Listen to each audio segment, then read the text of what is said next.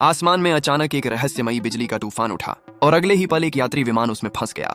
जब कुछ देर बाद विमान उस तूफान से बाहर आया तो पायलटों ने देखा कि रेडियो सिग्नल काम नहीं कर रहा था और जीपीएस भी गायब था। जब पायलट ने कॉकपिट से बाहर देखा तो उसने देखा कि एक पुराना लड़ाकू विमान उनके साथ उड़ रहा है। पायलट तुरंत समझ गए कि कुछ बहुत गड़बड़ है।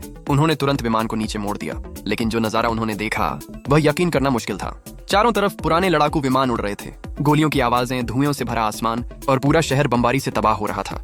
विमान ने समय की सीमा को पार कर लिया था और सीधा पहुंच गया था द्वितीय विश्व युद्ध के बीचों बीच। यात्रियों की हालत खराब थी, कोई जोर जोर से रो रहा था तो कोई भगवान को याद कर रहा था। अचानक वही पुराना लड़ाकू विमान उनके पीछे आ गया। कप्तान ने बिना समय गंवाए लाइट्स बंद कर दी, लेकिन इससे पहले कि वे कुछ और कर पाते, लड़ाकू विमान ने हमला कर दिया। कप्तान ने तुरंत विमान को नीचे की ओर झोंक दिया। पूरा विमान यात्रियों की चीखों से गूंज उठा। विमान अब सिर्फ 800 फीट की ऊंचाई पर था। कप्तान ने जोर से कंट्रोलर खींचा और विमान को तेजी से ऊपर चढ़ा दिया, लेकिन लड़ाकू विमान इतने तेज ऊपर नहीं जा सका। अब विमान बादलों में छिप गया था। कप्तान ने फिर से संपर्क करने की कोशिश की और इस बार जवाब आया, लेकिन ये एयरलाइन का नहीं बल्कि किसी एयरफोर्स बेस का था।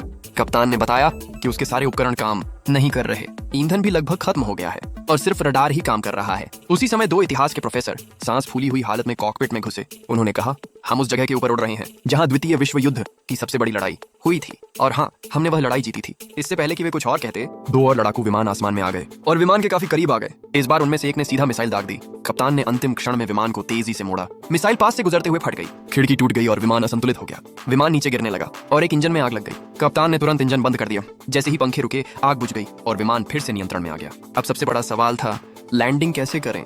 तभी एक वैज्ञानिक ने सुझाव दिया, हमें उसी तूफान को फिर से खोजना होगा ताकि हम अपने समय में वापस जा सकें। रडार निकालो और नीचे फेंको, वह हमें तूफान तक पहुंचने का रास्ता दिखाएगा। यात्रियों ने एक छोटा पैराशूट बनाया, रडार को उसमें लपेटा और नीचे फेंक दिया।